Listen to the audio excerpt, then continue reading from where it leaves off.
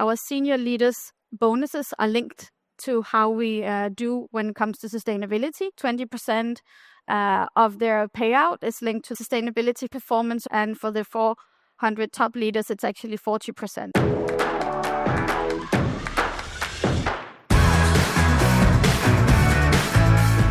My name is Patrick Hübscher, and this is Circularity FM, the podcast about understanding, building, and managing circular business models.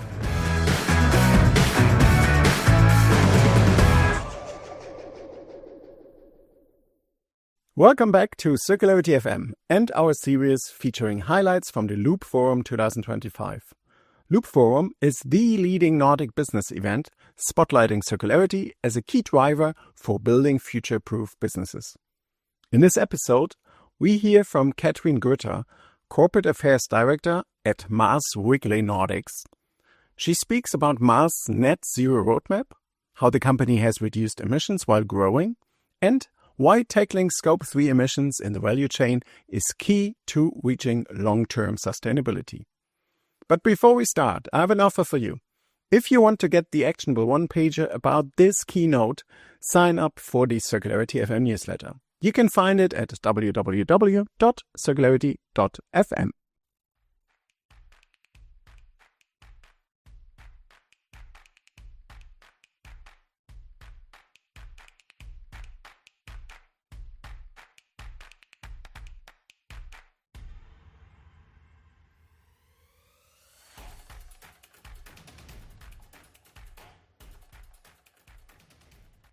So welcome back from lunch. It's getting harder to compete with the nice and sunny weather, I guess. But we're doing everything we can, and I'm very pleased to introduce to you our next speaker, the Corporate Affairs Director at Mars.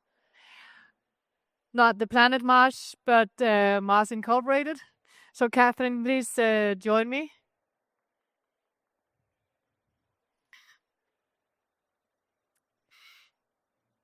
Thank you.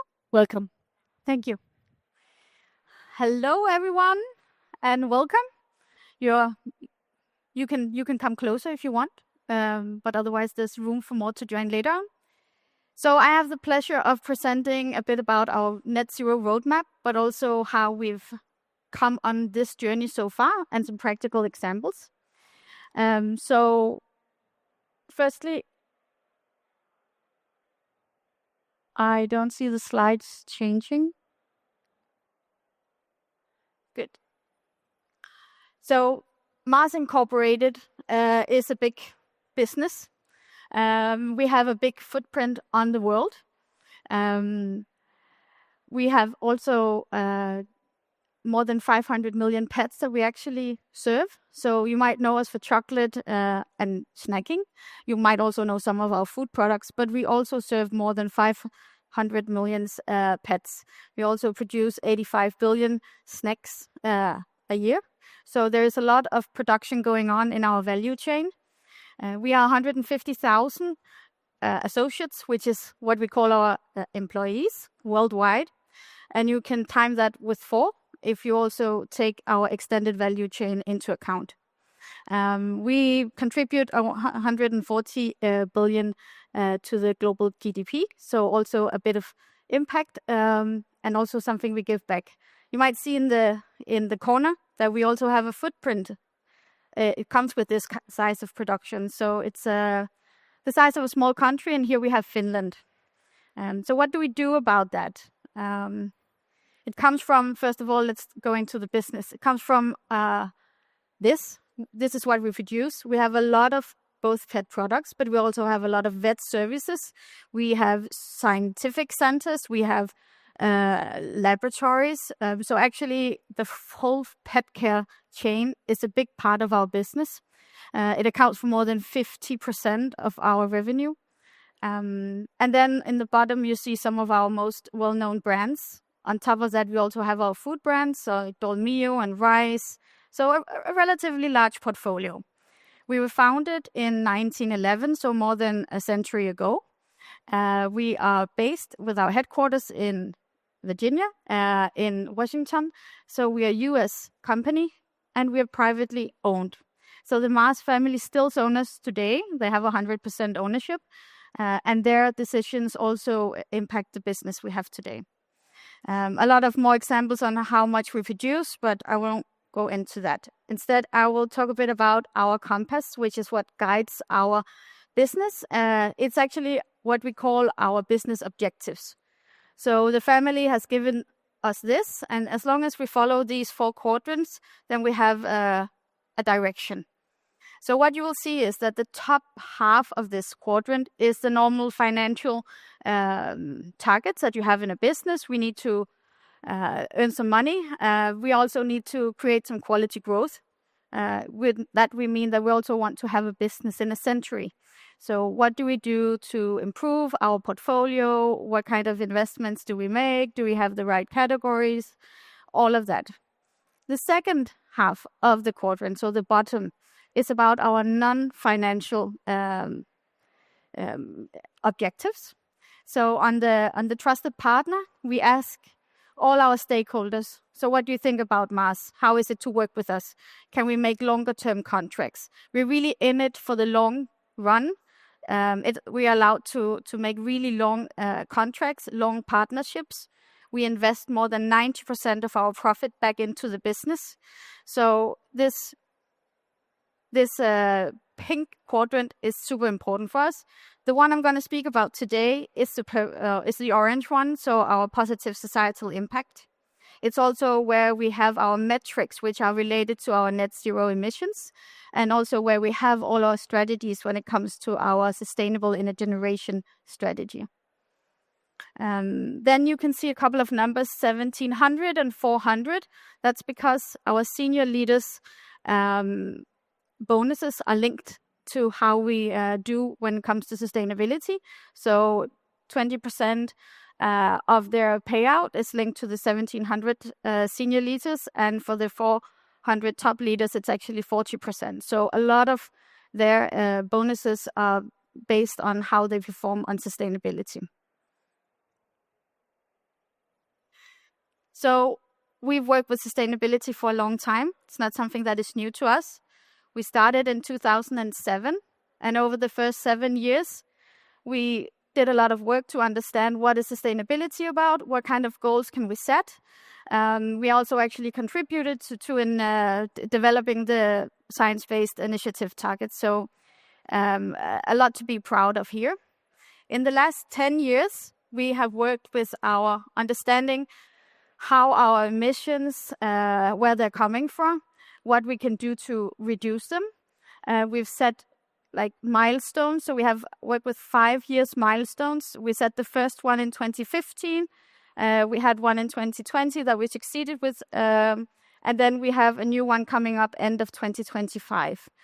So this is part of our net zero roadmap to have these smaller stretches. And we put in the strategies with 3 years business objectives to reach them. The last part is to say that you can set a goal, but then you can also see that you can achieve it, and then you can be more ambitious. So we started out with looking at our direct operations, so scope 1 and 2, and then we saw that that was possible to achieve, and we extended it a couple of times so that our strategy today is to reach net zero by the 2050 and cut our emissions in half by 2030. And then in 2023, we also released a net zero roadmap. It's an open source document. It's 45 pages. It's online. It's available for everyone. It kind of specifies how we believe that we will reach net zero, but it also offers a lot of insights and details that other businesses and companies can look at if they're going on the journey. So our targets for 2024 will be announced during the summer. So let's dive into the net zero roadmap. And because you don't have 45 pages in front of you right now, here you have the recap. These are the 5 fundamentals that we believe is essential if you want to achieve net zero, at least if you're a business with the scope that we have. So you have to include all of the emissions across your full value chain, of course. So that includes what you what your own direct operations emit, but also what scope 2 and scope 3. And I'll get a bit more into that. But everything you need to take into account. And you don't do it only downstreams, you also do it upstreams. At least that's what we've done. So we've looked at how the farmer is growing his crops, what kind of fertilizers he's using, what kind of vehicle he takes when he drives it to the warehouse or to the port. We also looked at how it ends up with you guys. So if you go and buy, what kind of transportation do you take to get your groceries home from the store?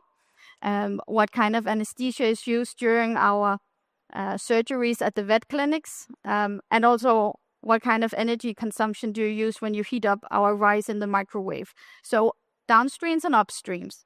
And in between you and me as a business, we also have some retailers. So a lot of partnerships goes into this. The second one is prioritizing performance over promise. Again, I will come back to that. But one thing is promising something and putting in a date far ahead in the future. Another one is delivering progress continuously until you reach that date. Then you mark progress with milestones. I've said it already. We believe that that's the way to cut this big elephant into smaller chunks. We work with 5 years milestones, but we put those 5 years milestones into our business strategies on a 3-year basis. So we look 3 years ahead, what do we want to achieve? And then we have those 5 years targets. And sometimes we need to adjust them. Sometimes we need to be more ambitious. Other times there is an unforeseen barrier that we need to overcome. But in the long term, it leads us with like a relatively straight downwards facing trend. So I'll dive into that as well. Then we all need to remember that some of the decisions we make today will have an impact long term. So that means what kind of car you're buying, what kind of factory are you investing in, what kind of partnership contract do you make, how long is that contract, can you get out of it, do you have any impact on how if it's a contract with a farmer, how do they farm?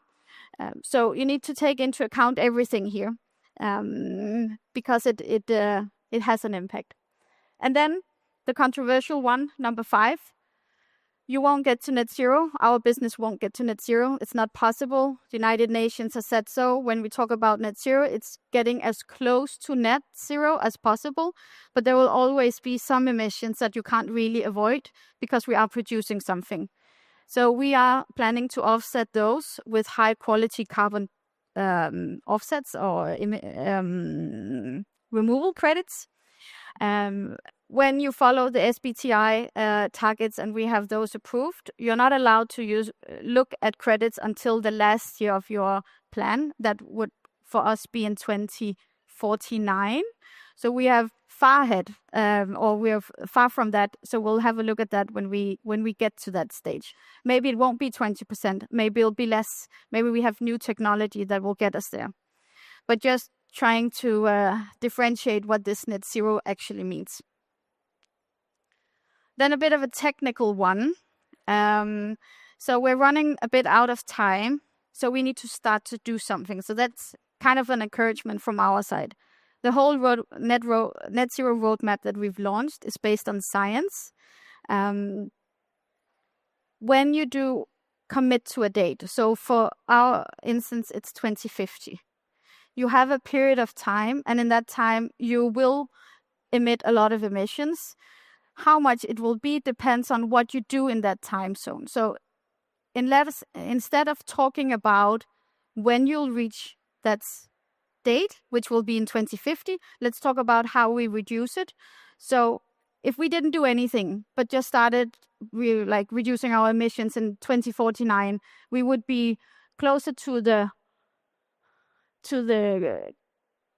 brown thing. So we would have 2 times climate impact. If we didn't do anything, our climate impact would be following our sales, which are trending upwards.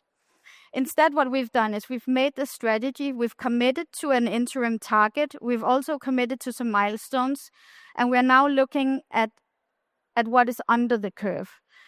So you can actually having the same date and the same target, but you can in the end have let out different amount of emissions. So if we dive into what is behind the green one, which is our strategy, you can see that the first 7 years, which was from 2015 until 2022, we set the goals. We also already peaked our emission in 2018. So that's the last year where we had the highest amount of emissions. Since then, we've decreased. And then from 2022 and 2030, we now have the resources to back up our plans. We have a plan, and we also have the partnership. So we're really comfortable. I believe this is both possible, but also affordable to reach this 2030 target. Where it's get a bit more difficult and where we believe it's the hardest is actually from 2030 to 2050. That's because we already now can see there are a lot of barriers. So some of them are cost related. It's too expensive, the technology. Sometimes it's because the technology is not even available at this point in time. So we don't know what to do. But we can find out. We can invest in science. We can invest in new technologies. The third one is regulatory. So we also need to see what can we do to impact the current legislation or to get better infrastructure across Europe, for example, when it comes to packaging, waste reductions, all of that. So there are some barriers. When we then get to 2050 and beyond, let's see where we are. We won't be at 0, but hopefully we'll be at 20. Will there be ups and downs? Probably. I don't think that anyone can say that they'll hit like a straight line going down. So some years will be better. Some years we might be slightly worse. But if you have a plan, it's easier to follow up and make progress. Then this one, my dear CEO is super happy to present, and so am I. It actually shows that while we peaked in 2018, we have grown our sales really a lot while decreasing. So we've grown our business 37% while decreasing 23%. This is not super easy to do. It's actually one of the most difficult things to kind of like get that divide in the bigger directions. And these were the numbers from 2023. Mars continued in 2024 to decouple its carbon emissions from its growth. Mars grew over 69% to approximately 55 billion in annual net sales. At the same time, Mars reduced its carbon footprint by 16.4% compared to its 2015 baseline. Much of the progress has come from accelerating agricultural partnerships. More than 60 projects in 29 countries are currently underway to improve the livelihoods of farmers while making their businesses and their land more resilient for generations to come. So really, really happy about this. It also proves that the strategy and the net zero roadmap we have today is working. So we're actually achieving our targets and getting closer to zero.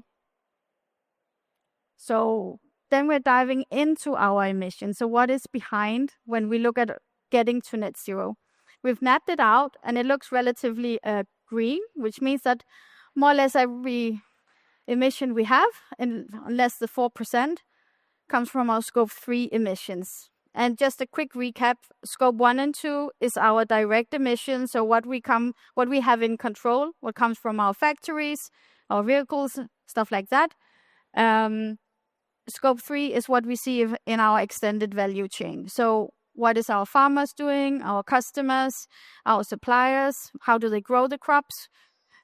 So here we need to partner because we don't have direct control over these emissions, but we do believe that we have accountability and responsibility for them. So if we dive into what it looks like, you can see that a really, really big chunk is agriculture. This is how the farmers produce our cocoa that we use, the sugar we use, the palm oil that we use, the rice, how we source our fish, all the different ingredients that goes into our products. You will also see that a big chunk is land use change. So unfortunately, there is still some areas where you cut down ecosystems, destroy ecosystems to make room for farm and land. And we also take accountability for that. So we don't want to be part of that. So we're trying to reduce that as much as we can. That goes into our net zero roadmap, but it also goes into the investments we make in our greater extended sustainable energy generation strategy. We reduced actually land use by 6% from 2022 to 2023. So it is possible to also make some reductions here. I'll come into one of the examples that we have that are more or less concrete. Then retail. Retail is our customers, a lot of our customers. Logistics, how we transport our products, packaging. It can both be the waste, but also, of course, what kind of products or elements that goes into the packaging. And other is the vehicle that transport our associates or our employees back and forth to job. It can also be related to our vet services. And that leads me to a couple of examples. So how does progress look in practice? One of the things is that we actually have polygon mapped more than 89% of our cocoa farms. And you might ask what polygon mapping is. Polygon mapping is when you, instead of like looking at a cocoa farm and putting a GPS dot at where the farmhouse is, you mark the whole fence of the outer farm. So how big is the size of the farm? If you do that, it's possible to monitor with the satellite, and then you can see if there's been any changes in the size of the farm. Have they cut down forests to extend the farm? And then you are able to see if land use has changed. So it's super, super important for us because cocoa farmers, as you can see, we have 250,000. We've mapped 250,000, and we've mapped 215,000. So it's a lot of farms. It's a lot of manual work. It's actually going out there to the individual farm and mapping out, going like around the farm and securing this. This is one of the measures we use to see if we can reduce the land use and also ensure that we're not contributing to deforestation.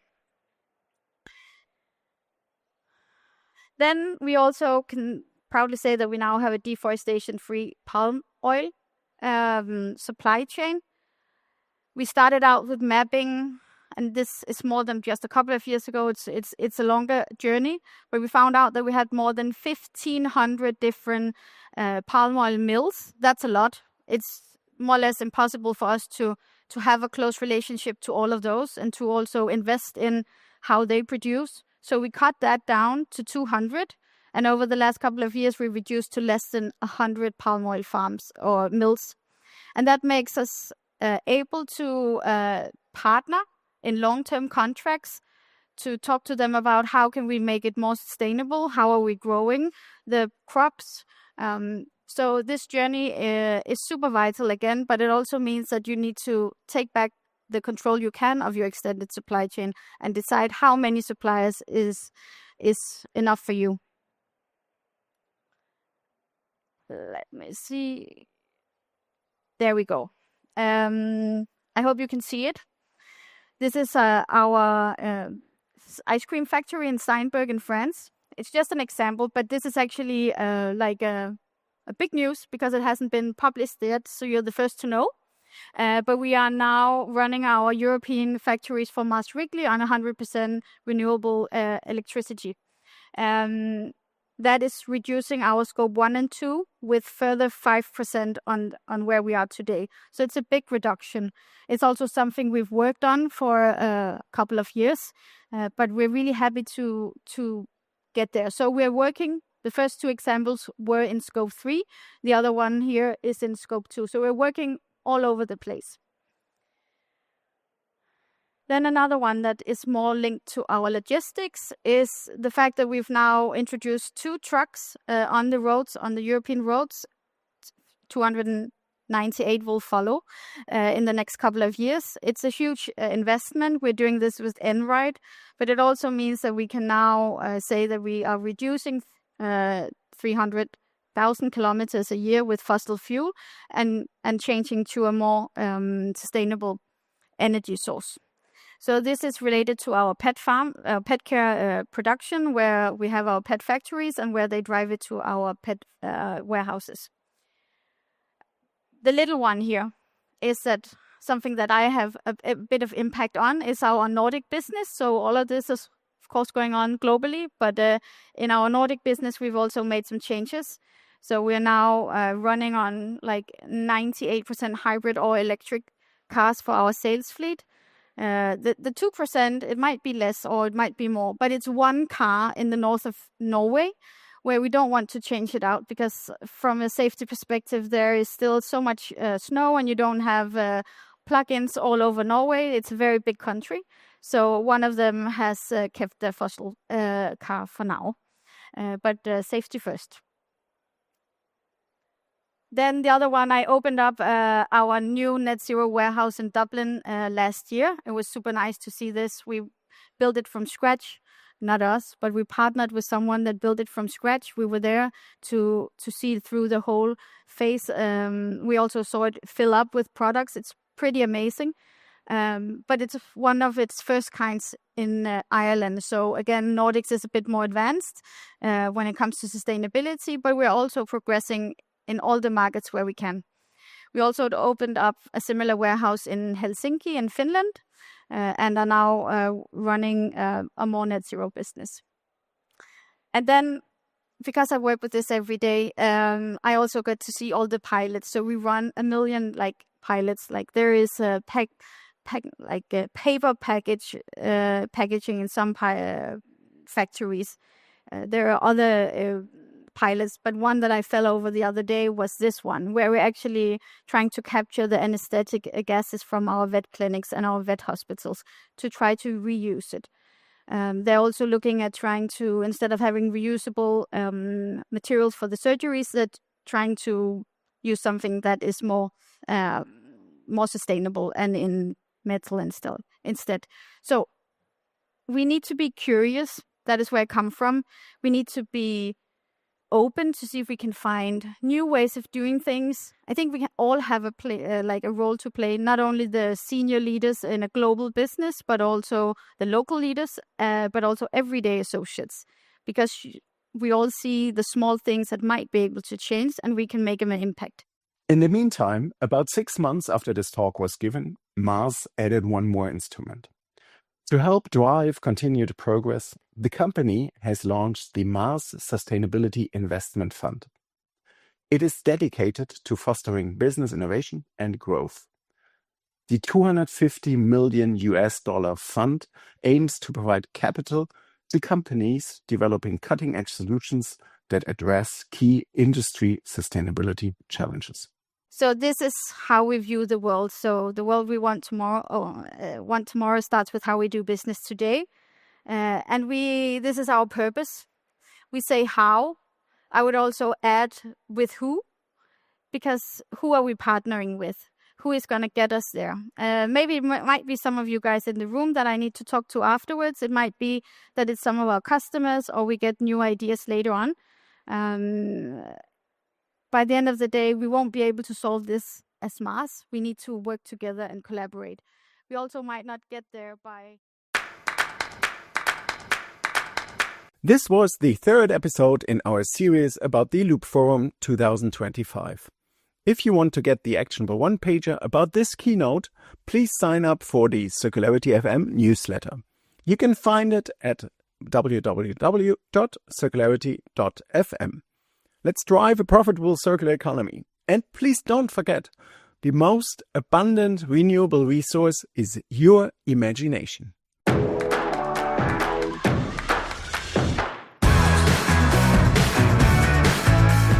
My name is Patrick Hübscher, and this is Circularity FM, the podcast about understanding, building, and managing circular business models.